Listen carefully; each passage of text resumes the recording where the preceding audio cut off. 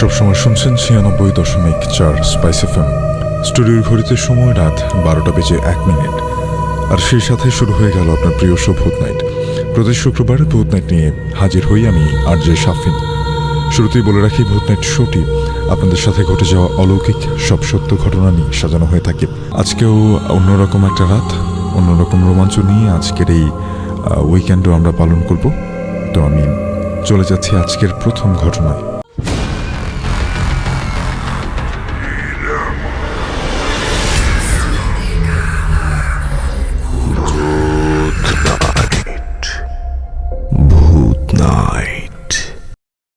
আসসালামু আলাইকুম শাফিন ভাই। ওয়ালাইকুম আসসালাম। আমি জানি বরাবরের মতোই আজও আপনি ভালোই আছেন। আমি রাবেয়া বর্ষী সোহা, লিখছি নারায়ণগঞ্জ থেকে। আমি ভূত নাইটের একজন নিয়মিত শ্রোতা। আমার পাঠানো প্রথম ঘটনাটি পড়ে শোনানোর জন্য আপনাকে অসংখ্য ধন্যবাদ। আজ আমি দ্বিতীয়বারের মতো একটা ঘটনা শেয়ার করছি। আসলে এটিকে আমি কোনো ঘটনা হিসেবে সম্বোধন করতে চাই না, কারণ এটি আমার সাথে ঘটে যাওয়া বিশেষ কোনো মুহূর্ত নয়, কিংবা আমার পরিচিত জনদের মুখ থেকে শোনা কোনো ঘটনাও নয়। এটি হচ্ছে প্রকৃতির এক নিরন্তর সত্য, যার প্রত্যক্ষদর্শী মাত্র আমি। শাফিন ভাইয়া ছোটবেলা থেকে ইন্টারনেট সহ, ইউটিউব সহ আরো অনেক জায়গায় শুনেছি যে সিসিটিভি ক্যামেরায় নাকি দেখা যায়। অনেক ভিডিও দেখেছি, কিন্তু কেন যে এই ব্যাপারটি আমি বিশ্বাস করতে আমার মন চাইতো না। আমার মনে হয় যে যেই মাত্রার জীবকে সৃষ্টির সেরা জীব মানুষ চোখে দেখতে পারে না, সেই জীবকে মানুষের তৈরি ক্যামেরা কি করে দেখবে। শাফিন ভাইয়া, এই বিষয়টি আমি আজ পর্যন্ত বিশ্বাস করতাম না যদি আমি নিজে চোখে তা না দেখতাম। আজ থেকে প্রায় 3-4 মাস আগে এলাকার চোরের উৎপাত দেখা দেয়। আমাদের বিল্ডিংয়ে তখন সিসিটিভি ক্যামেরা লাগানো হয়। 5তলা বিল্ডিংয়ের প্রত্যেক তলায় সিঁড়িতে এবং ছাদে ক্যামেরা লাগানো হয়, আর ক্যামেরার মনিটরে লাগানো হয় আমাদের ডাইনিং রুমে। তো সবকিছু ঠিকঠাকই ছিল। হঠাৎ একদিন গভীর রাতে আম্মুর ডাকে আমার ঘুম ভাঙে। আম্মু আমাকে ডাইনিং রুমে আসার জন্য বলে। আমি ঘড়িতে তাকিয়ে দেখি তখন রাত 2:45 বাজে। আমি উঠে ডাইনিং রুমে যেতেই দেখি বাসার সবাই একই দৃষ্টিতে ক্যামেরার মনিটরের দিকে তাকিয়ে আছে। আমি সেই দিকে তাকাতেই দেখলাম আমাদের 4র্থ তলার সিঁড়িতে একটা উজ্জ্বল সাদা গোলাকার আলো চলাফেরা করছে। মানুষ একটা জায়গায় এখান থেকে ওখানে পায়চারি করলে যেমনটা হয়, ওই আলোটারও একই ধরনের মুভমেন্ট ছিল। আর সেটি একবার শূন্যে ভেসে যাচ্ছিল, আরেকবার ফ্লোরে হেঁটে হেঁটে যাচ্ছিল। আমার কাছে খুবই অস্বাভাবিক মনে হলো, যেহেতু তখন সিঁড়ির লাইটগুলো অফ ছিল এবং লাইটের সুইচ ছিল আমাদের ঘরে। তাই আমি 4র্থ তলার লাইটটা অন করে দিলাম। এরপর খুবই অস্বাভাবিক একটা ঘটনা ঘটল। লাইট অন হওয়ার সাথে সাথে সেই আলোটা সিঁড়ি বেয়ে 3য় তলার দিকে নেমে গেল। আমি তাড়াতাড়ি লাইটটা অফ করে আবারও সেটা সিঁড়ি বেয়ে 4র্থ তলায় উঠতে গেল মনে হলো, এবং আগের মতোই সেখানে পায়চারি করতে থাকলো। রাত তখন অনেক গভীর হয়ে যাওয়ায় আমরা তখন ঘুমিয়ে পড়ি এবং সকালে সেখানে আর কিছুই ছিল না। আমরা ভেবেছিলাম যে বিষয়টা বোধহয় এখানেই শেষ হবে, কিন্তু তা আর হয় নাই। প্রায় 7-8 দিন পরে আবার সেই একই ঘটনার পুনরাবৃত্তি ঘটে। তবে এবার আলোটা পায়চারি করছিল আমাদের বিল্ডিংয়ের মেইন গেটের ভেতরে, গ্যারেজের জায়গাটাতে। যেহেতু রাত তখন বেশি হয়নি আর মানুষজনও আসা যাওয়া করছিল, একজন লোক গেটের ভেতরে ঢুকছিল এবং সেই সাদা তার পাশে ছিল। আমি তারপরে ঘটে যাওয়া ব্যাপারটা দেখে অবাক হই, কারণ লোকটা গেট খুলে ভেতরের দিকে ঢুকে যায়, কিন্তু সে তার পাশে থাকা এত উজ্জ্বল বৃহৎ আকারের আলোটা একবারও দেখল না। মনে হয়েছিল যে সে কিছুই দেখতে পাচ্ছিল না। তারপরে আলোটাকে কিছুক্ষণ এভাবে পায়চারি করার পর আবার গেট দিয়ে চলে যায়। এরপর থেকে এখন পর্যন্ত আমি এই আলোটা নিচ তলায় প্রায় আসে।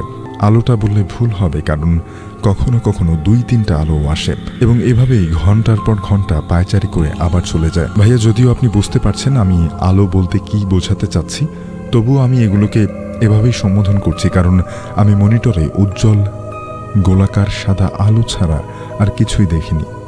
তবে আকার মাঝে মাঝে ছোট বড় অদ্ভুত মনে হলেও আমরা এখনো ওদের আসা যাওয়া নিয়ে একেবারে অভ্যস্ত হয়ে গিয়েছে। জিনদের আকার নিয়েছে। এখন আমার ধারণাটাও বেশ ইতিবাচক।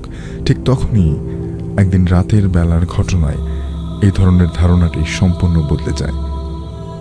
অর্থাৎ এটাকে তারা বুঝতে পারছিলেন যে সেই বাসাতে কোনো জিনের আনাগোনা ছিল, কিন্তু সেটা তারা খুব স্বাভাবিকভাবে নিয়েছিলেন, কারণ যখন দেখলেন যে সেটা পায়চারি করছে, কিছু মানুষ দেখতে পাচ্ছেন, আবার ক্যামেরায় ধরা পড়ছে, কিন্তু সেটা তাদের কোনো ক্ষতি করছে না। এটা যখন তারা বুঝতে পারলেন, তখন ঠিক তখনই এমন একটা ঘটনা ঘটলো যে এই ঘটনা তার ধারণাটাকে সম্পূর্ণ বদলে দেয়, অর্থাৎ তাদের যে ক্ষতি হতে পারে না সেই ধারণাটা বদলে দেয়।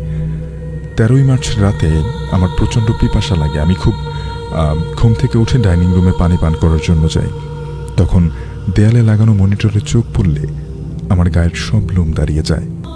দেখলাম আমাদের ছাদে যে ক্যামেরাটা লাগানো রয়েছে তার সামনে উল্টো হয়ে একটা ছোট বাচ্চার মতো কিছু একটা ঝুলছে। ভাইয়া, বাচ্চাটার সব বর্ণনা ঠিক দেয়া আমার পক্ষে সম্ভব না, কারণ তার হাত পা অবয়ব সব কিছুই পরিবর্তনশীল ছিল, অর্থাৎ কিছু একটা এক জায়গায় স্থির ছিল না। তবে এতটুকু বলতে পারি যে বাচ্চাটার শরীরের রং অনেকটা আগুনের মতো ছিল।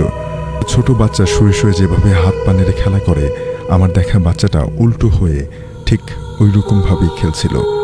প্রায় অনেকক্ষণ যাওয়ার পর যখন ফজরের আজানের সময় হয়, তখন হঠাৎ করে মনিটরটা পুরোপুরি ব্ল্যাক হয়ে যায়। এই পর্যন্ত আমি দাঁড়িয়ে ওখানে ভয়ে সব কিছু দেখছিলাম, কিন্তু ওখান থেকে আমি সরে যেতে পারিনি। আমার মনে হয়েছে আমাকে কেউ সম্মোহন করেছে। কয়েক মুহূর্ত পর আবার ঠিক হয়ে যায়, তবে আশ্চর্যজনকভাবে তখন আর সেখানে কোনো কিছুই ছিল না। এরপর থেকে নিচতলা সেই সাদা আলোগুলো ছাড়া আর তেমন কিছু আমরা দেখিনি। আর সেই আলোগুলোকেও আমরা খুব স্বাভাবিকভাবে নিয়েছি, কারণ তারা আমাদের কোনো ক্ষতি করে না। আমি বাস্তবে কখনো অশরীরই সামনাসামনি হইনি, তবে কখনো আমি হতেও চাই না। এতদিনে আমার এই ধারণাটুকু হয়ে গেছে যে তাদের সম্পর্কে আমরা হাতে গোনা কয়েকটা বিষয় ছাড়া আর তেমন কিছুই জানি না। তাদের সম্মুখীন হওয়াটা যে কোনো ইতিবাচক স্মৃতি হবে না, এর কোনো নিশ্চয়তা নেই। শাফিন ভাইয়া, এটাই ছিল আমার নিজের অভিজ্ঞতা। পড়ে শোনানোর অনুরোধ রইল, অবিরাম ভালোবাসার শুভকামনা রইল আপনার জন্য। ঘটনাটি আমাদেরকে রাবেয়া বশরী সোহা, নারায়ণগঞ্জ থেকে। আমি আরও একটা ইমেইল স্টোরিতে চলে যাচ্ছি।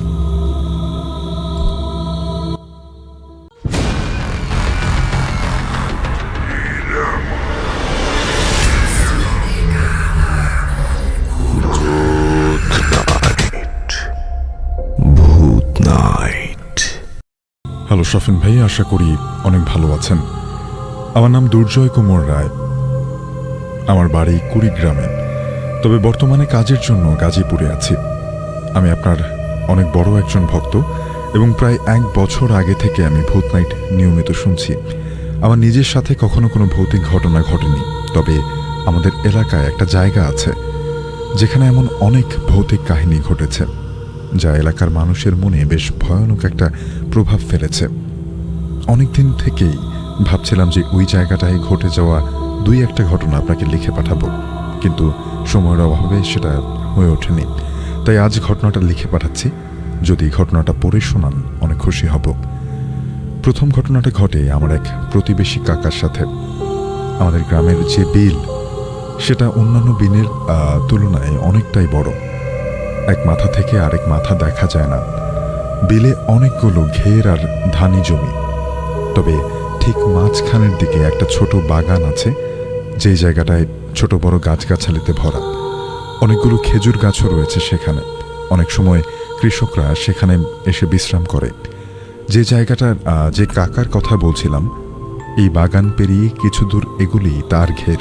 মূলত এই বাগানকে কেন্দ্র করেই সব ঘটনা ঘটে। সেদিন কাকার ঘেরে থাকা লোকটা অসুস্থ ছিলেন, অথচ ঘেরে নতুন মাছ ছাড়া হয়েছে, এজন্য তিনি নিজেই সে রাতে ঘেরে শুয়েছিলেন। মাঝে মাঝে উঠে সব দিকে টর্চের আলো ফেলে চেক করছিলেন।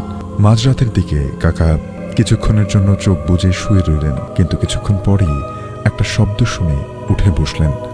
কিছুটা দূর থেকে যেন বেশ জোরে কেউ একজন কাঁদছে, অনেকটা হাহাকার করে কান্না করার মতো শব্দ, মানে চিৎকার করে দূর থেকে কেউ কান্নার শব্দ পেলেন তিনি।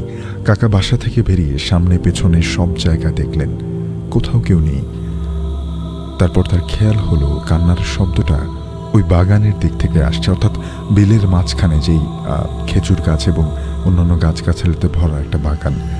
তিনি তখন সেদিকে লাইট মারলেন, আর সাথে সাথে কেউ যেন আলোর সামনে থেকে সরে গিয়ে অন্ধকারে একটা গাছের আড়ালে লুকিয়ে পড়ে, আর কান্নার শব্দটাও থেমে গেল।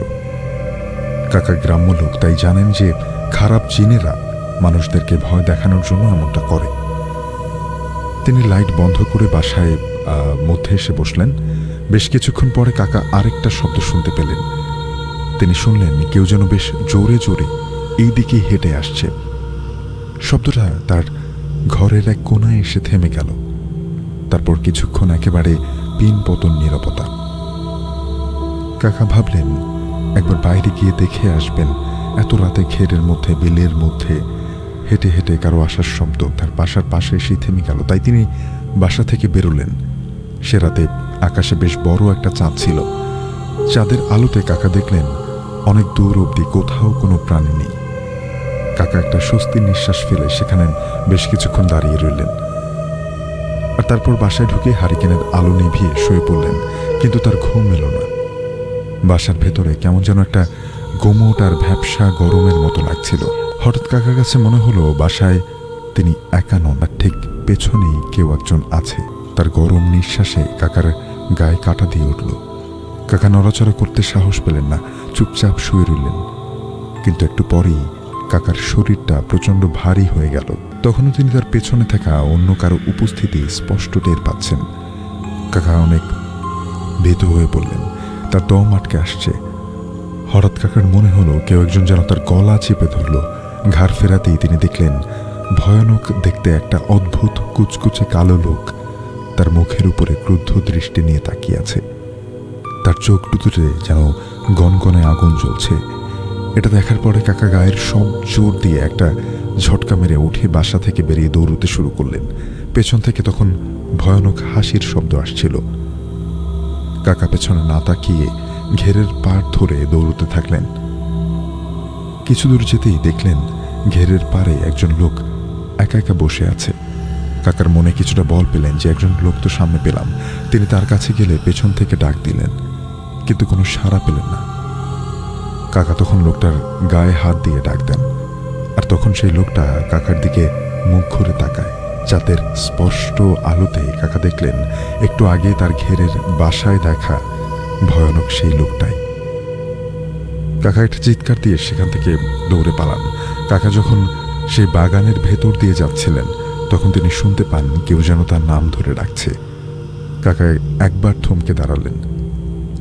ডাকটা আসছিল তার পেছন দিকের থেকে। নিস্তব্ধ রাতে কাকা কি করবেন বুঝতে পারলেন না। আর হঠাৎই আবার তার নাম ধরে কেউ একজন বেশ নরম কণ্ঠে ডাক দিল। কাকা পেছনে একটু এগোতেই মনে হলো যেন কণ্ঠস্বরটা আরো দূর থেকে আসছে। কাকা তখন রিস্ক নিয়ে পেছনে না গিয়ে তার বাড়ির দিকে চলে আসেন। বাড়ি আসার পরে তার প্রচণ্ড রকমের জ্বর হয়। জ্বরের ঘোরে শুধু একটাই প্রলাপ বকতে থাকেন তিনি, আমাকে ওরা ডাকছে, আমাকে ওরা ডাকছে। তবে কয়েকদিন পরে তিনি সুস্থ হয়ে ওঠেন। পরের ঘটনাটা মাত্র 2 বছর আগের। ঘটনাটা ঘটে আমাদের কলেজের একজন বড় ভাইয়ের সাথে। ছুটির সময়ে একদিন রাতে তারা গিয়েছিলেন বিকেলে ওই জায়গায় পিকনিক করতে। নিজেরা রান্নাবান্না করে গান বাজনা করছিলেন। বেশ অনেকক্ষণ পরে যখন তারা খাওয়া দাওয়া শেষ করেছেন, খাওয়া দাওয়া করতে শুরু করেছেন, ঠিক তখন আচমকা তাদের উপরে বড় বড় ঢিল পড়তে থাকে। তখন তাদের মধ্যে একজন জোরে জোরে গালিগালাজ করতে শুরু করে। তারপর হঠাৎই ঢিল পড়া বন্ধ হয়ে যায়। সবাই খাওয়া দাওয়া শেষ করে হাঁড়ি পাতিল গোছাচ্ছিল। আর যে ছেলেটা বকাঝকা করেছিল সে প্রকৃতিটাকে সাড়া দেবার জন্য একটা ঝোপের পাশে গেল। একটু পরে সবাই একটা শব্দ শুনে ওদিকে লাইট মারতে থাকে। তখন সবাই খেয়াল করে যে সেই ছেলেটা নেই। সবাই তখন ওর নাম ধরে ডাকাডাকি করতে শুরু করে। একটু সামনে এগোতেই তারা খুব আস্তে আস্তে একটা গোঙানির শব্দ শুনতে পায়। লাইট মেরে দেখে সেই ছেলেটা একটা খেজুর গাছের মাথায় অজ্ঞান হয়ে পড়ে আছে। তার সারা গায়ে খেজুরের কাঁটা ফুটে রয়েছে আর প্রচুর রক্তও ঝরছে। অনেক কষ্টে সেখান থেকে তাকে নামানো হলো এবং প্রায় মাসখানেক পরে সেই বড় ভাই সুস্থ হন। শাফিন ভাই, আমাদের এলাকায় ঘটা আরও এমন কিছু ঘটনা রয়েছে। সময় হলে আরেকদিন লিখে পাঠাবো। মেইলটা যদি ভালো লাগে প্লিজ পড়ে শোনাবেন। ভালো থাকবেন সবসময়। ভূত নাইটের জন্য অনেক শুভকামনা রইল। ঘটনাটি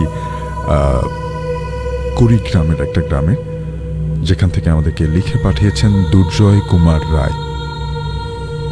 অনেক অনেক ধন্যবাদ দুর্জয় কুমার রায় সহ যারা যারা ঘটনা লিখছেন সবাইকে।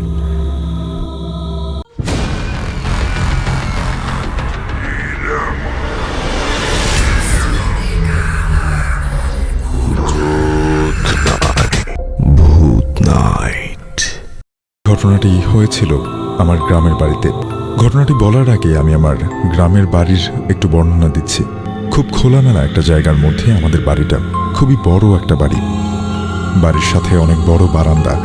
যারা গ্রামের বাড়িতে বারান্দা দেখেছেন তারা হয়তো বুঝতে পারবেন যে সেই বারান্দাটা কিরকম হয়ে থাকে। সেই বারান্দার কোনো প্রাইভেসি নেই, বাহিরের যে কেউ আসতে পারে। সময়টা ছিল 2004 সালের কাহিনী। যাই হোক, আমি আমার সাথে ঘটে যাওয়া ঘটনাটা আমি আমার মায়ের ভাষায় বলছি। সেদিন বাড়িতে কেউ ছিল না। আমার শাশুড়ি, শ্বশুর আর ছোট দেবর গিয়েছিল। আমাদের শাশুড়ির মা অসুস্থ, তার বাপের বাড়িতে। আমি আর আমার 2 মেয়েকে নিয়ে বারান্দায় ছিলাম আর হাতে কিছু কাজ করছিলাম। হঠাৎ বাড়ির ভেতরে আমি কিছু পড়ার শব্দ পেলাম। আমি বাড়ির ভেতরে গেলাম। ভেতরে গিয়ে রান্নাঘরে উপরে রাখা ডালের বাসাটা পড়ে গেছে, তাই আমি সেগুলো উঠাতে ব্যস্ত। হঠাৎ বাহির থেকে কেউ যেন ডেকে বলল, ভাবি, মেয়ে তো নিচে পড়ে গেছে। আমি জবাবে বললাম, কোন মেয়ে ভাই? আচ্ছা ভাই, ঠিক করে রাখেন, আমি আসতেছি। তারপর লোকটা আর কোনো শব্দ করলো না। ভাবলাম হয়তো চলে গেছে। তারপর বাহিরে আসলাম, আর এসে যা দেখলাম তার জন্য আমি প্রস্তুত ছিলাম না। আমার বড় মেয়ে, অর্থাৎ যিনি ঘটনাটি লিখছেন, তিনি খুব বাজেভাবে চুল কাটা ছেঁড়া করে আর চোখের ভ্রু তুলে ফেলেছে। আমি কি করব বুঝতে পারছিলাম না। সাথে সাথে আমি আমার শাশুড়িকে কল দিলাম। তারা আমার কথা শুনে 1 মিনিটও দেরি করেনি। বাড়ি ফেরার পথে তারা কোনো এক হুজুর আর ফকির আনেন। সে অনেক কিছু করে, দোয়া তাবিজ ইত্যাদি। আমার মেয়ে বাকি থাকা চুলগুলো ফেলে দেয়, আর সে চুল আমার শাশুড়িকে 7 গিট দিয়ে 7 নদীতে ফেলে দিতে বলে। আর 7 দিন টানা আমার মেয়েকে শীতের মধ্যে সকাল সকাল হুজুর গোসল করতে বলতো। আর 7 দিন আমার মেয়ে অনেক অসুস্থ ছিল।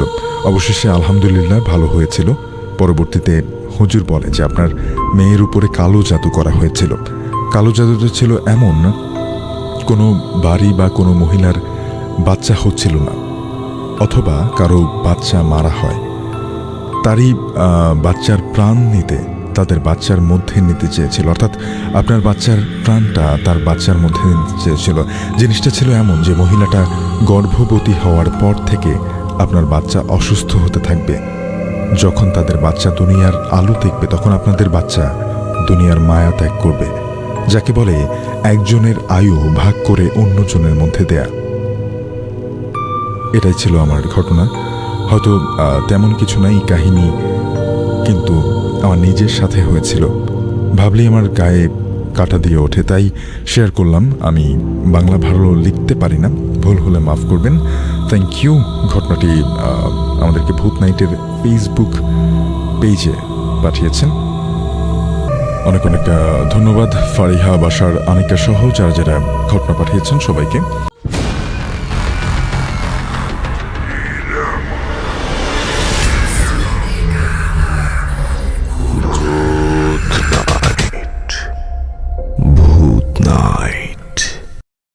আসসালামু আলাইকুম শাফিন ভাইয়া। ওয়ালাইকুম আসসালাম।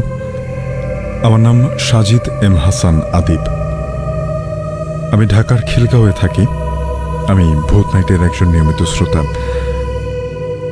যে ঘটনাটি লিখে পাঠাচ্ছি সেটা আমার সাথে কিছুদিন আগেই ঘটে যাওয়া। আমার গ্রামের বাড়ি কুমিল্লায়। আমার দাদি গ্রামে থাকেন। দাদি অসুস্থ হওয়ায় দাদিকে দেখতে 2 দিনের জন্য বাবা মায়ের সাথে গ্রামে গিয়েছিলাম। দিনটা ছিল শুক্রবার। সন্ধ্যার পরে গ্রামের ভাইদের সাথে বাইকে করে লালমাই গিয়েছিলাম ঘুরতে। আমরা 2টা বাইক নিয়েছিলাম। 2টি বাইকে মোট 4 জন ছিলাম। বাড়িতে ফিরে আসার সময় অন্য বাইকটা একটা কাজের কারণে আমাদের সাথে ফেরেনি। আমার চাচাতো ভাই বাইক চালাচ্ছিল আর আমি পেছনে বসেছিলাম। যখন আমরা গ্রামের রাস্তায় প্রবেশ করি, তখন আমি লক্ষ্য করলাম জায়গাটা খুবই নীরব, চারপাশে কোনো বাড়িঘর নেই। তখন বাইকের আলোতে আমরা স্পষ্ট দেখতে পারছিলাম সামনে কোথাও কোনো মানুষ নেই। তখন আমার চাচাতো ভাই একটু জোরেই বাইক টান দিল। ঠিক হঠাৎ করেই আমি এবং আমার চাচাতো ভাই আমরা দুজনেই দেখতে পেলাম অনেক লম্বা একজন লোক রাস্তার পাশে দাঁড়িয়ে আছে। লোকটা এত লম্বা ছিল যে দেখলে মনে হবে না সে কোনো সাধারণ মানুষ। লোকটার গায়ে কালো চাদর মোড়ানো ছিল। লোকটা রাস্তার পাশে দাঁড়িয়ে একভাবে দাঁড়িয়েছিল। লোকটা হঠাৎ করেই বাইকটা চলে যাওয়ার সাথে সাথে ঘাটটা তড়িৎ বেগে আমার দিকে ঘোরালো এবং লোকটার চোখ দিয়ে যেন লাল আলো বের হচ্ছিল। লোকটাকে ওভারটেক করার পরে আমি বাইকের পেছন থেকে আবার লোকটার চেহারা দেখার জন্য চেষ্টা করলাম, কিন্তু ল্যাম্পপোস্টের আলোতেও লোকটার চেহারা অস্পষ্ট বা ঘোলা মনে হচ্ছিল। তার হাত পা দেখা গেলেও মনে হচ্ছিল না চেহারার জায়গাটা অন্ধকার। এই ঘটনা ঠিক 10 মিনিট পরও সবকিছু তখন স্বাভাবিক চলছিল। হঠাৎ আমি অনুভব করলাম আমার কাঁধে একজন হাত রাখলো পেছন থেকে। ওই হাতটা ছিল বরফের মতো ঠান্ডা। আমার তখন বুঝতে দেরি হলো না যে আমার সাথে কিছু ঘটতে চলেছে। আমি তখন চোখ বন্ধ করে মনে যেই সূরা আসছিল পাঠ করতে লাগলাম, আর সাথে সাথে সবকিছু স্বাভাবিক হয়ে গেল। এই ঘটনা সম্পর্কে আমি আমার চাচাতো ভাইকে কোনো কিছু বুঝতে দিইনি। বাড়িতে ফেরার পরে আমি ওকে জিজ্ঞেস করেছিলাম রাস্তার পাশে কাউকে দেখেছে কিনা। ও তখন বলেছিল হ্যাঁ, একটা জুব্বা পরা লম্বা লোক দাঁড়িয়েছিল সেখানে। বাড়িতে ফেরার পরে রাতের খাবার শেষ করে আমি শুয়ে পড়লাম। আমি বাড়ির কোনার রুমে একা একা শুয়েছিলাম। আমি যেখানে শুয়েছিলাম ওর সাথেই একটা জানালা ছিল, আর ওই জানালাটা দিয়ে বাড়ির উঠোন পুরোটা দেখা যেত। প্রায় আধা ঘন্টা বিছানায় ছটফট করার পরে আমার চোখ লাগলো এবং আমি ঘুমিয়ে পড়লাম। আনুমানিক মাঝরাতে আমার কিসের যেন একটা শব্দে ঘুম ভাঙল। তখন আমি উঠে জানলা দিয়ে বাইরের দিকে উঠোনের দিকে লক্ষ্য করলাম।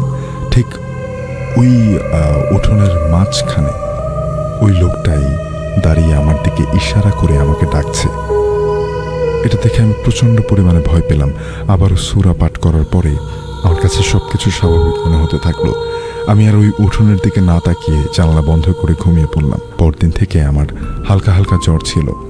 এরপর আর আমার সাথে তেমন কিছু ঘটেনি। দুঃখিত ভাইয়া, আরেকটা কথা বলা হয়নি যে পরদিন আমার দাদিকে বলায়, আমার দাদি পুরনো দিনের মানুষ, তিনি কিছু আমল জানতেন। তিনি সেই সব আমল করে ফু দেওয়ার পরে আমার সাথে আর কোনো সমস্যা হয়নি। এখন আমি সুস্থ আছি, দোয়া করবেন শাফিন ভাই। আল্লাহ হাফেজ। ঘটনাটি আমাদেরকে আমার ফেসবুক পেজে পাঠিয়েছেন সাজিদ এম হাসান আদিব, ঢাকার খিলগাঁও থেকে।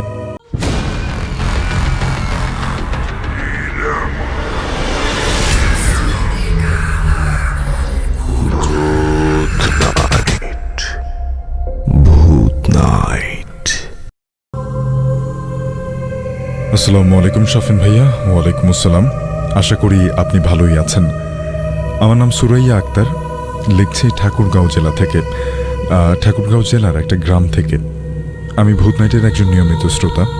এর আগে নিজের জীবনের একটা ভয়াবহ ঘটনা ভূত নাইটে শেয়ার করেছিলাম। আজকে আরও একটা ঘটনা নিয়ে ভূত নাইটে হাজির হলাম। ভালো লাগলে পড়ে শোনাবেন। ঘটনাটি ঘটে আমার নানু বাড়ির এলাকায়। এলাকাটা হলো খাগড়াছড়ির রামগড় থানা। 2002 সালের ঘটনা। আমার মামার মুখ থেকে আমি ঘটনাটি শুনেছি। আমি মামার ভাষ্য মতোই ঘটনাটা লিখলাম যাতে সবার বুঝতে সুবিধা হয়। আমার নাম সুজন সিনহা। আমি তখন পড়ালেখার পাশাপাশি নিজের একটা ছোট্ট ব্যবসা করতাম। তখন ছিল খুব কনকনে শীত। এবার আমি মূল ঘটনাতে আসি। আমি একদিন রাতে আমার দোকান বন্ধ করে বাড়ির দিকে যাচ্ছিলাম। হঠাৎ দেখলাম আমার এক প্রতিবেশী হন্তদন্ত হয়ে আমার দিকে আসছে। উনি সম্পর্কে আমার চাচা হন। আমি তাকে জিজ্ঞেস করলাম, কি ব্যাপার চাচা, এত তাড়াহুড়ো করে কোথায় যাচ্ছেন? চাচা উত্তরে বললেন, আমার ছোট ছেলেকে সন্ধ্যার পর থেকে খুঁজে পাচ্ছি না। গ্রামের প্রায় সব জায়গা ওকে খুঁজলাম, কিন্তু কোথাও পেলাম না। আমি তখন চাচাকে বললাম, চাচা আমিও আপনার সাথে আসছি মামুনকে খুঁজতে। চাচার ছোট ছেলের নাম ছিল মামুন। যাই হোক, আমিও চাচার সাথে গেলাম খুঁজতে। অনেক খোঁজাখুঁজি করেও মামুনকে পাওয়া গেল না। একে একে মামুনের হারিয়ে যাওয়ার ঘটনা পুরো গ্রামের মানুষ জেনে যায়। সব জায়গায় মামুনকে খোঁজাখুঁজি করা হয়, কিন্তু মামুনের কোনো চিহ্ন গ্রামে ছিল না। একদিন একটা পুরো দিন কেটে গেল। মামুনের বাড়িতে তখন সবাই কান্নাকাটি করছে। মামুনের পরিবারে একটা শোকাবহ অবস্থা। বিকেলের দিকে হঠাৎ একটা খবর আসলো, পাশের গ্রামের একটা জলাশয়ের কাদার মধ্যে নাকি একটা 10-12 বছরের ছেলেকে উল্টো করে পুঁতে রাখা অবস্থায় মৃত পাওয়া গেছে। খবর শুনে সাথে সাথে মামুনের বাবা সহ গ্রামের আরও কয়েকজন মিলে পাশের গ্রামের ওই জলাশয়ে গেল। আমিও সবার সাথে সেখানে গিয়েছিলাম। আমরা সেখানে গিয়ে যা দেখলাম, নিঃসন্দেহে সেটা একটা ভয়ানক দৃশ্য। আমরা দেখলাম মামুনের গলা সহ মাথাটা কাদার ভেতরে ঢুকে গেছে এবং পা দুইটা উপরে রয়েছে। এই ভয়ানক ঘটনার কোনো ব্যাখ্যা বা রহস্য কেউ উন্মোচন করতে পারেনি। মূল ঘটনার শুরু হয় এখান থেকে। এই ঘটনার কয়েকদিন পরেই গ্রামে ঘটে আরেকটা ভয়াবহ ঘটনা। প্রথম ঘটনাটি রহস্যজনক হলেও সবাই সেটা মেনে নিয়ে স্বাভাবিক দিনে ফিরে আসে। কিন্তু এর 10 দিন পর গ্রামের আরও একটা 10 বছরের ছেলেকে খুঁজে পাওয়া যাচ্ছে না। ঠিক একইভাবে সন্ধ্যার পর তাকেও আর গ্রামে পাওয়া যাচ্ছে না। এবারে পুরো গ্রামে নেমে আসলো আতঙ্ক। সবার মুখে মুখে এই দুইটা রহস্যময় ঘটনা ঘুরে বেড়াচ্ছে। পুরো গ্রাম যেন নিস্তব্ধ। এমনকি গ্রামে যত 10-12 বছরের ছেলে এবং মেয়ে ছিল সবাইকে ঘরের ভেতরে বন্দি করে রাখত তার বাবা মায়েরা। এরপর গ্রামের একজন বৃদ্ধ লোক সবাইকে পরামর্শ দিলেন একটা কবিরাজ আনার জন্য। তিনি এটাও বললেন যে এটা কোনো স্বাভাবিক ঘটনা না, এটা নিশ্চয়ই কোনো শয়তানের ব্যাপার। পরদিন দুপুরে 3 মাইল দূর থেকে একজন প্রসিদ্ধ কবিরাজ আনা হলো। কবিরাজি ভয়ানক দুইটা ঘটনা শোনার পর কিছুক্ষণ ভেবে বললেন, এই গ্রামে নিশ্চয়ই একটা শক্তিশালী এবং ভয়ানক পিশাচ ঢুকে গেছে। সেই পিশাচটা শুধু 10-12 বছরের ছেলেদেরকে টার্গেট করেছে। পিশাচটা এই দুটো ছেলেকে সন্ধ্যার সময় একা পেয়ে ধরে নিয়ে গেছে এবং ওদেরকে কাদার মধ্যে উল্টো করে পুঁতে রেখেছে। কিন্তু পিশাচটা এমন কেন করছে এই ব্যাপারে কবিরাজ কোনো কিছু বলতে পারেননি। কবিরাজ বললেন, এই পিশাচ এমনিতেই এই গ্রাম থেকে যাবে না, ওকে তাড়াতে হবে অনেক সাহসিকতার পরিচয় দিয়ে। পিশাচটা আবারও কোনো ছেলেকে আক্রমণ করতে পারে। তার আগে যেভাবেই হোক ওকে এখান থেকে পাঠাতে হবে। সবাই কবিরাজের কাছে জানতে চাইল যে কি করলে এই পিশাচকে হারানো যাবে। কবিরাজ বললেন, আজকে মধ্যরাতে যদি কেউ একা একা কোনো কবরস্থানে গিয়ে সেখান থেকে সম্প্রতি কবর দেওয়া হয়েছে এমন কোনো একটা কবর থেকে লাশের কাফনের কাপড় কেটে নিয়ে আসতে পারে এবং সেই কাপড় যদি ওই জলাশয়ের কাছে রেখে আসতে পারে, তাহলে ওই পিশাচ আর কিছুই করতে পারবে না। কাজটা অবশ্যই মাঝরাতে করতে হবে। কবিরাজ বললেন, কোনো সাহসী কাউকে আপনারা খুঁজে আনুন, কোনো ভীতু মানুষ এই কাজটা করতে পারবে না। গ্রামের একজন যুবক এই ভয়ানক কাজটা করতে রাজি হলো, কিন্তু এর বিনিময়ে সে টাকা দাবি করে। গ্রামের সবাই ছেলেটাকে টাকা দিতে রাজি হলো এবং সেই যুবক ছিল মারাত্মক সাহসী এবং খুব বুদ্ধিমান। এরপর মাঝরাতে ওই যুবক ওই কাজ করার জন্য এলাকার গোরস্থানের দিকে রওনা দেয়। কবিরাজ ওই যুবককে বলল যে এই কাজ কিন্তু মোটেই সহজ হবে না। এই কাজ করার সময় অনেক সমস্যার মোকাবেলা করতে হবে।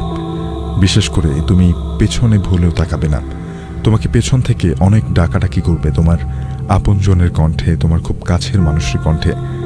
তোমার সামনেও বিভিন্ন ধরনের ভৌতিক ঘটনা ঘটতে পারে। সুতরাং কাজটা খুব সাবধানে করতে হবে। কবিরাজ ওই যুবককে আরও বলল, এমন কোনো পরিস্থিতির সম্মুখীন হলে আয়াতুল কুরসি পড়তে এবং কাজ শেষ হয়ে গেলে অবশ্যই খালি পায়ে ফিরে আসতে হবে। যুবক কবিরাজের কথা শুনে বলল যে আমি শতভাগ দিয়ে চেষ্টা করব। এরপর ওই যুবক বের হয়ে পড়ে। বাকিটা ঘটনা আমি ওই যুবকের ভাষ্য মতো বলছি। আমি আমাদের গ্রামের গোরস্থানে উদ্দেশ্যে রওনা দিলাম। হেঁটে গেলে প্রায় 20 মিনিট লাগবে। যাওয়ার পথে একটা ছোট জঙ্গল পড়ে। আমি হাঁটতে হাঁটতে এক পর্যায়ে সেই জঙ্গলের ভেতরে চলে আসি। জঙ্গলে ঢোকার পরেই আমার সাথে শুরু হয় ভয়ানক ভয়ানক ঘটনা। হাঁটতে হাঁটতে হঠাৎ শুনতে পেলাম একটা বিকট কণ্ঠে কেউ আমাকে পেছন থেকে বলল, ওই তুই আর সামনে যাস না, তুই সামনে গেলে তোর ক্ষতি হবে। কিন্তু আমি এসব কথায় কিছু মনে না করে সামনে যেতে থাকি। কিছুক্ষণ পরে একটা কালো কুকুর যেন কোত্থেকে আমার সামনে আসলো। কুকুরের আকৃতি ছিল অন্যান্য কুকুরের চেয়ে অনেক বেশি বড়। আমি তখন একটু ভয় পেলেও সাহস হারাইনি। আমি সামনে যেতে পারছি না, ওই কুকুর সামনে থেকে সরছে না। আমি আয়াতুল কুরসি পড়তে শুরু করি। একটু পরে দেখলাম কুকুরটা সামনে থেকে সরে গেছে। এরপর আমি গোরস্থানে পৌঁছে যাই। আমার হাতে থাকা কোদাল দিয়ে একটা কবর খোঁড়া শুরু করি। কয়েকদিন আগেই একজন বৃদ্ধকে এই কবরে দাফন করা হয়েছিল। কবরের একটা পাশ খুঁড়ে আমি সেখান থেকে দেখলাম যে লাশটা প্রায় পচে গেছে। বিশ্রী রকম গন্ধ আসছিল সেই কবর থেকে।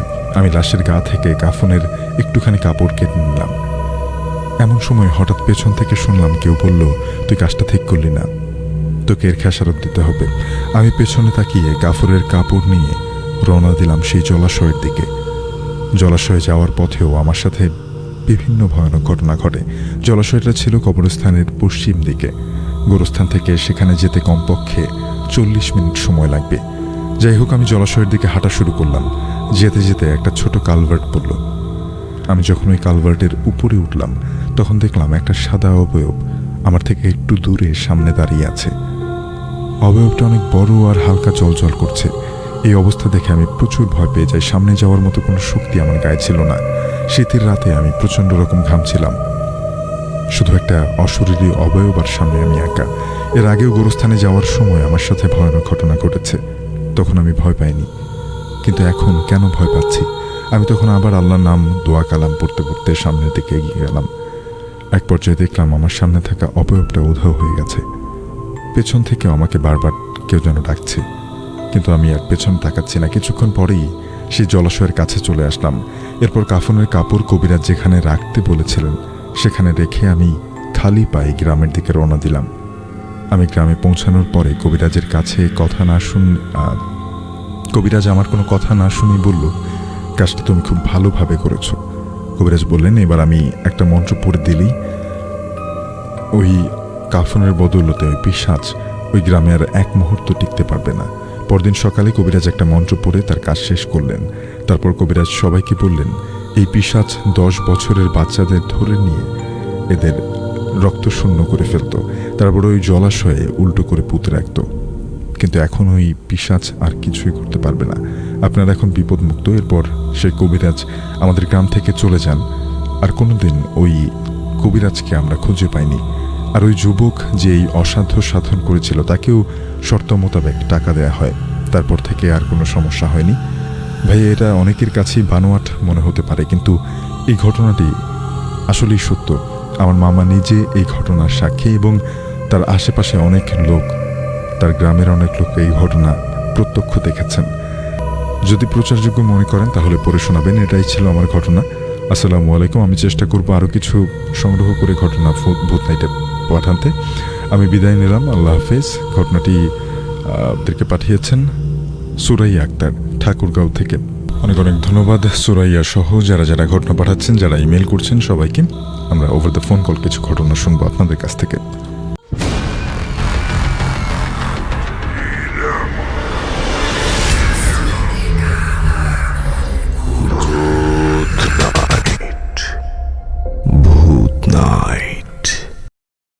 আসসালামু আলাইকুম শাফিন ভাই। ওয়ালাইকুম আসসালাম। আশা করি মহান আল্লাহর রহমতে অনেক ভালো আছেন।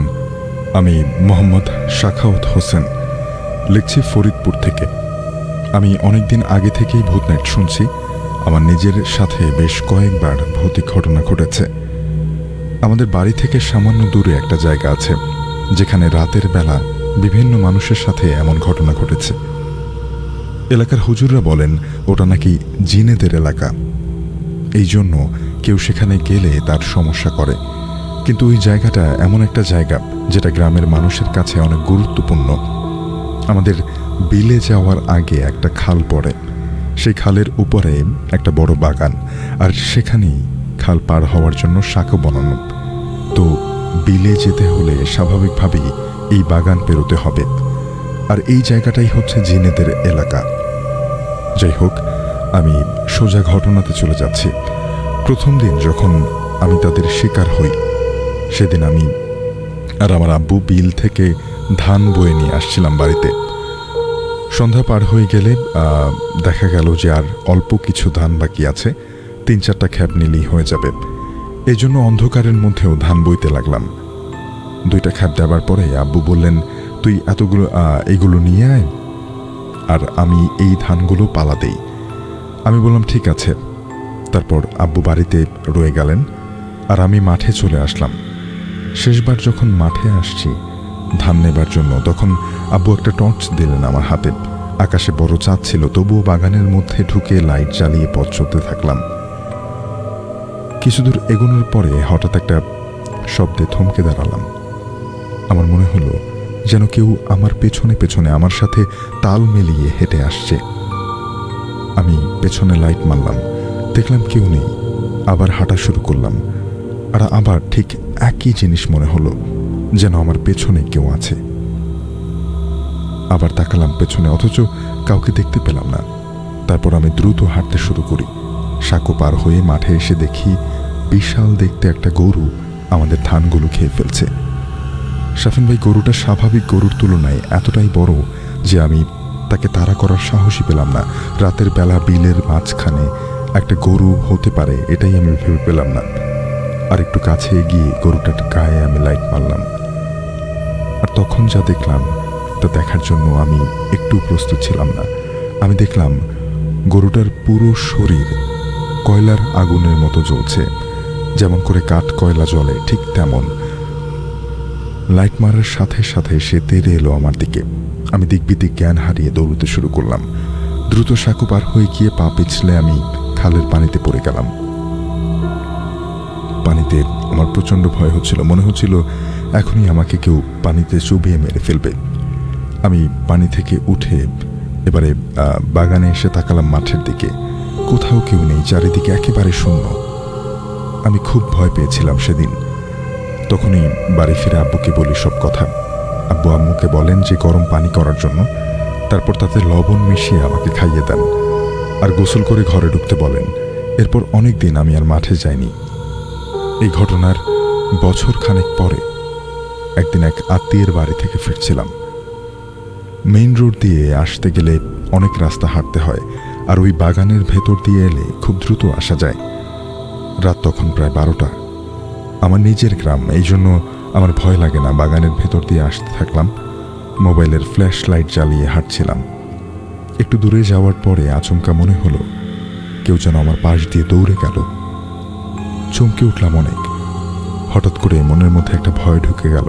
ফ্ল্যাশ লাইট অফ করে ধীরে ধীরে পা ফেলে হাঁটছিলাম। আর এরপরেই হঠাৎ শুনতে পেলাম দুইজন লোক যেন পাশেই কোথাও কথা বলছে। আধো অন্ধকারে আশেপাশে কোথাও কাউকে দেখতে পেলাম না। যত এগোচ্ছি দুজনের কথাবার্তার শব্দ আরো নিকটে আসছে। বিষয়টা ভালো লাগছিল না আমার কাছে। মোবাইলের আলোটা জ্বালিয়ে এদিক ওদিক মারলাম, আর ঠিক আমার কয়েক হাত সামনে দেখলাম দুজন বিশাল দেহী মানুষ, পুরো শরীর কালো কাপড়ে দিয়ে ঢাকা, একটা গাছের গোড়ায় বসে আছে। মোবাইলের আলো তাদের মুখে পড়তেই তারা আমার চোখের সামনে ভ্যানিশ হয়ে গেল। এটা দেখার পরে আমি কি করব কিছুই বুঝতে পারছিলাম না। দিক হারিয়ে আমি দৌড়তে শুরু করি, আর কিছুক্ষণ পর আবিষ্কার করি আমি সেই সাঁকোর সামনে দাঁড়িয়ে আছি। দৌড়ে বাড়ি না গিয়ে বিলের দিকে চলে এসেছি। এখন আবার উল্টো পথে বাড়ি ফিরতে হবে, কিন্তু ওই বাগানের ভেতরে ঢোকার সাহস পাচ্ছিলাম না। যাই হোক, কোনো মতে সাহস করে আবার সেই বাগানে ঢুকে আমি দ্রুত পায়ে বাড়ির দিকে হাঁটতে লাগলাম। একটু দূরের সামনে এগিয়ে গেলে একটা বড় ড্রেনের মতো নিচু জায়গা আছে। আমি যখন সেই জায়গায় এলাম ঠিক তখন একটা কান্নার শব্দ শুনতে পেলাম। একটা শিশু বাচ্চা যেন কাঁদছে। শব্দটা একটু নিচু জায়গা থেকে আসছিল। সত্যি কথা বলতে এতক্ষণ যা ঘটেছে, তারপর ওখানে কি আছে তা দেখার সাহস পাচ্ছিলাম না। তারপরে ওদিকে উকি মেরে তাকালাম, আর যা দেখলাম তা আমি কোনো দিনই ভুলতে পারবো না। আমি দেখলাম সাদা কাফনে মোড়ানো কতগুলো লাশ সেখানে পড়ে আছে, আর একটা ছোট বাচ্চা তাদের মাঝে সাদা কাপড় পরে বসে কাঁদছে। এটা দেখে আমি কিছুতেই নিজেকে আর ঠিক রাখতে পারিনি। সেখানে জ্ঞান হারিয়ে পড়ে যাই। পরদিন সকালে কয়েকজন লোক বিলে যাবার পথে আমাকে একটা শিরীষ গাছের ডালের উপরে দেখতে পায়। তারপরেই তারা আমাকে বাড়িতে আনে। শাফিন ভাই, এমন আরও ঘটনা রয়েছে, সময় করে আরেকদিন লিখে পাঠাবো ইনশাল্লাহ। ভালো থাকবেন, আল্লাহ হাফেজ। ঘটনাটি আমাদেরকে ইমেল করেছেন মোহাম্মদ শাখাওয়াত হোসেন, ফরিদপুর জেলা থেকে।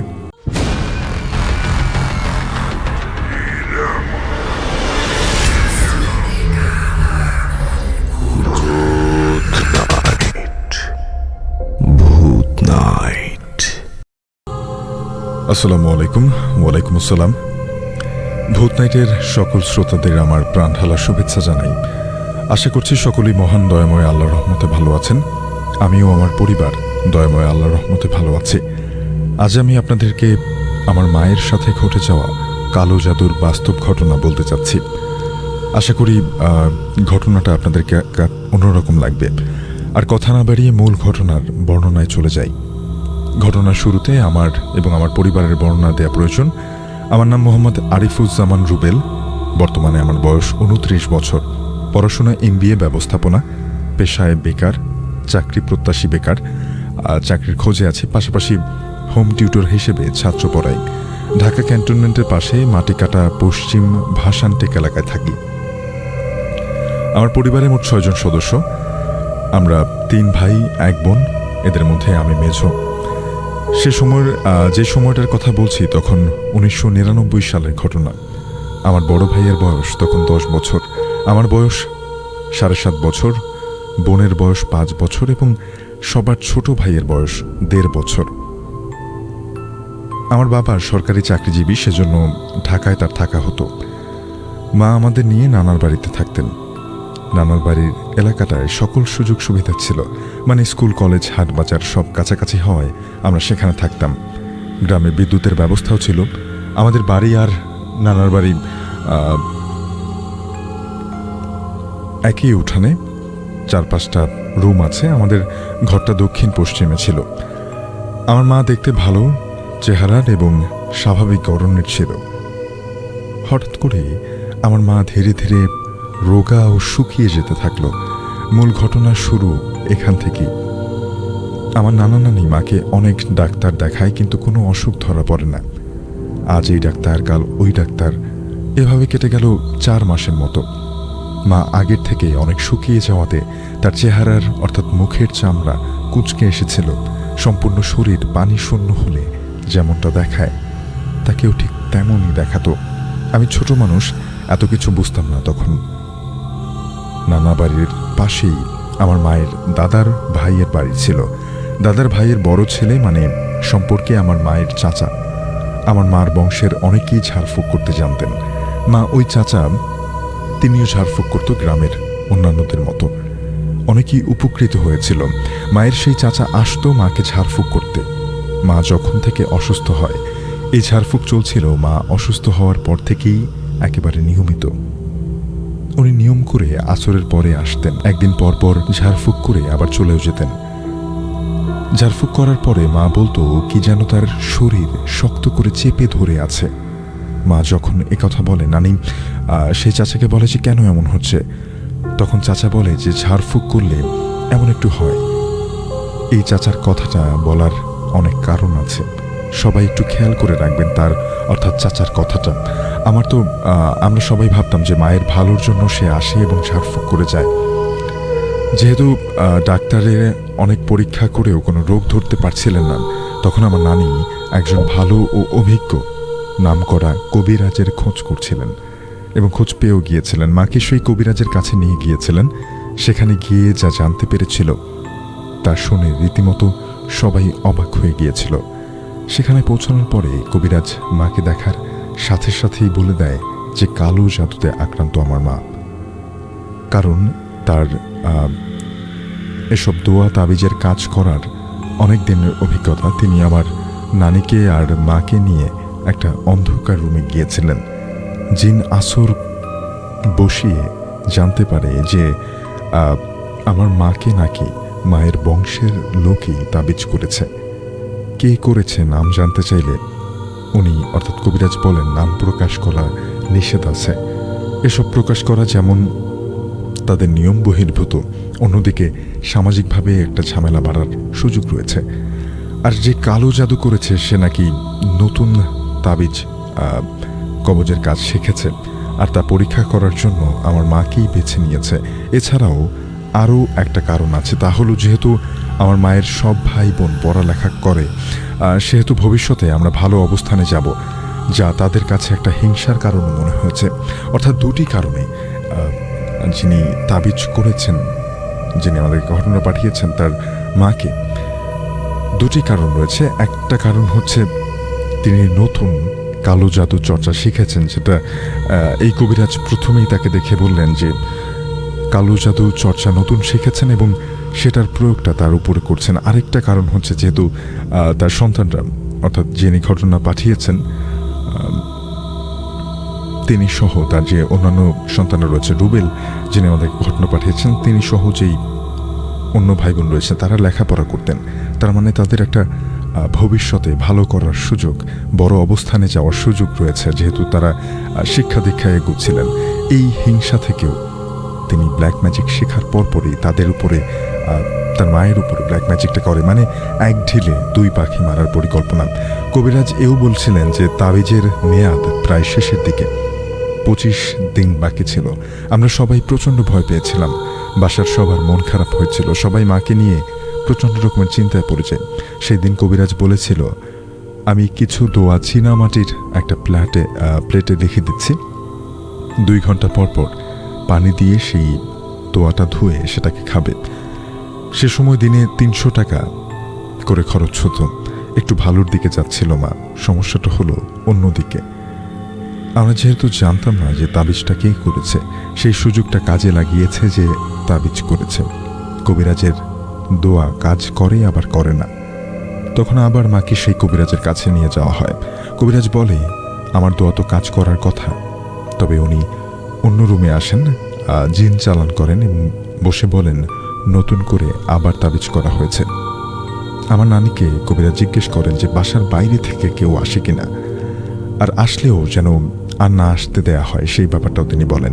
কবিরাজ ব্যাপারটা বুঝেছিল যে কার কাজ এটা, কিন্তু আমাদের সব বলে দিলে আমরা যদি ঝামেলায় জড়াই গ্রামে একটা সমস্যা হতে পারে, তাই তিনি ব্যাপারটা গোপন রেখেছিলেন।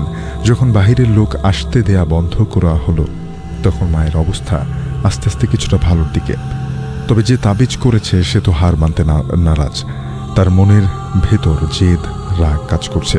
তাই রাতের বেলা সে জিন পাঠাতো আমার মাকে আজে বাজে স্বপ্ন আর আজে বাজে কাজ আর মানুষের মৃত্যুর স্বপ্ন দেখাতো, ঘুমাতে দিত না। কখনো জিন ঠেসে মাকে মারার চেষ্টা করত। যখন ঠেসে ধরতো তখন আমার মায়ের গোঙানোর আওয়াজ শুনে আমার নানা মামারা এসে সূরা পড়ে মায়ের গায়ে ফু দিলে আবার তিনি আস্তে আস্তে স্বাভাবিক হতেন। যে তাবিজ করেছে সে তার জেদ বজায় রাখতে নানা রকমভাবে জিন দিয়ে ভয় ভীতি দেখায়। যেমন বিছানায় শোয়া অবস্থায় মার মাথার পাশে খসখস শব্দ করে, দেয়ালে এমন আওয়াজ করে যেন দেওয়ালটা ভেঙে ফেলবে, ঘরের ছাদে হঠাৎ জোর করে বসবে যেন ছাদটা ভেঙে ফেলবে। তবে আমরা কেউই এই আওয়াজ শুনতে পেতাম না, শুধুমাত্র আমার মা একা এই আওয়াজ শুনতে পারত। নতুন পরিকল্পনা করে যে তাবিজ করেছে সে লোকটা যেহেতু কালো জাদুর প্রভাব ধীরে ধীরে কাটতে শুরু করে। সেই ঘটনার কারণ এখন বলবো। আমার মা অসুস্থ হবার অবস্থায় আমাদের রান্না করে খাওয়াতেন, মাঝে মাঝে নানি খাবার দিতেন। মা যখন গোসলে যেতেন পানির ঠান্ডা থাকলেও তার কাছে মনে হতো যে গরম পানি ঢেলে দিচ্ছে কেউ তার গায়ে। রান্না করতে গেলে চুলার আগুন যত বেশি হয় মায়ের মাথা ব্যথা বেড়ে যায়, বুকে ধরফর করত, যার কারণে রান্না অর্ধেক বাকি রেখেই তিনি রুমে চলে যেতে বাধ্য হতেন। রুমের দরজার মধ্য দিয়ে যাতায়াতের সময় তার মাথা ঝিমুনি দিত। রুমের যে পাশে মা থাকতো সে পাশে কোনায় সবসময় কিছু একটা থাকতো। মা শুয়ে থাকলে তার মাথা ব্যথা আর জোরে ঠেসে ধরত, তবে সব সময় না। যখন তাবিজের কার্যকারিতা বেড়ে যেত তখন মাথা ব্যথা, বুক ধরফর করা, শরীর অবশ হওয়া এমন হতো। এসবের মূল কারণ আছে যা জানতে আরও আমি পুরোটা পড়তে হবে।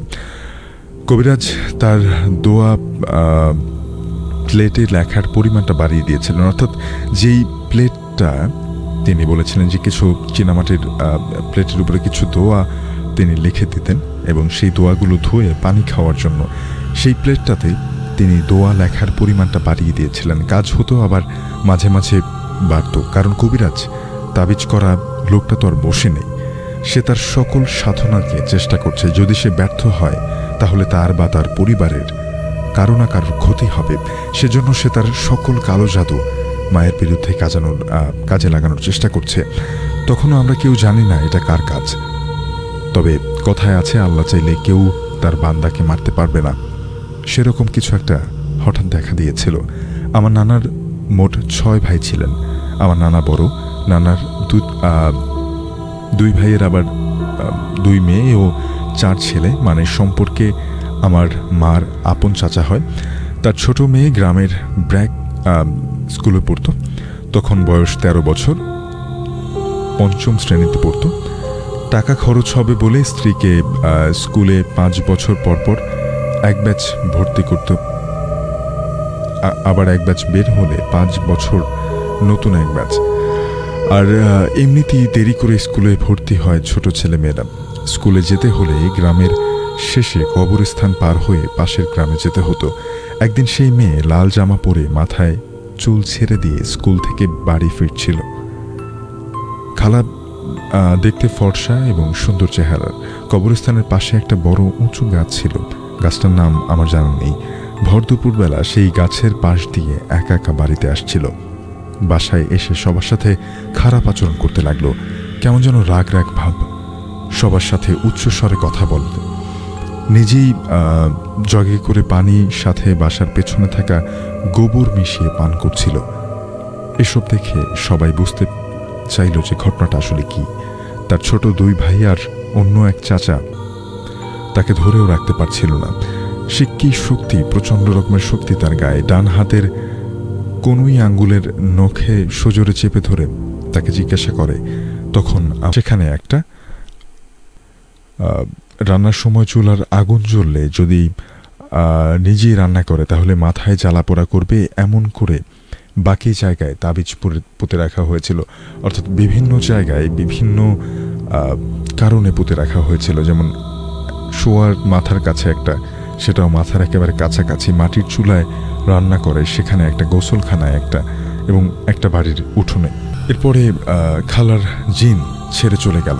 খবরটা আমাদের বাসায় আসা মাত্র কোদাল দিয়ে মাটি খুঁড়ে 4টা তাবিজ আমরা খুঁজে পাই। একটা খুঁজে পাইনি। সেখান থেকে আমরা সপরিবারে ঢাকায় চলে আসি। 8 বছর পরে আমরা গ্রামে ঘুরতে যাই। তারপর মাঝে মাঝে মা গ্রামে বেড়াতে গেলে এখনও সেই লোক চেষ্টা করে নতুন করে তাবিজ করার। আমরা ঢাকায় এক হুজুরের দোয়া তাবিজে আল্লাহর রহমতে সুস্থ আছি। আরও ঘটনা আছে মাকে নিয়ে। কালো জাদু যে করেছে তা অন্য ঘটনার মাধ্যমে জানতে পারি। যে কালো জাদু করেছে তার এক ভাই বর্তমানে প্যারালাইজড। ক্ষতি হবেই অন্যের ক্ষতি করতে গেলে। আমার মার চাচা যে মাকে একদিন পর পর ঝাড়ফুঁক করত, সেই মূল শয়তান।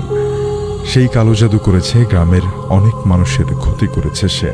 একটা ঘটনাই বললাম, আরও বাকি আছে কয়েকটা কাহিনীর। পরে সময় পেলে আবারও জানাবো। গুছিয়ে লিখতে না পারার জন্য দুঃখিত। ঘটনাটি আমাদেরকে ইমেল করেছেন